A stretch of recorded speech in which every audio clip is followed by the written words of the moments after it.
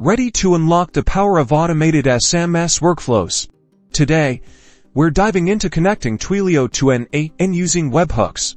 First, log into your Twilio account. We'll need a Twilio phone number and a configured account. Make sure you have one set up. Now, let's jump into N8n and create a new workflow and add a Webhook node. This node will be the entry point for data from Twilio.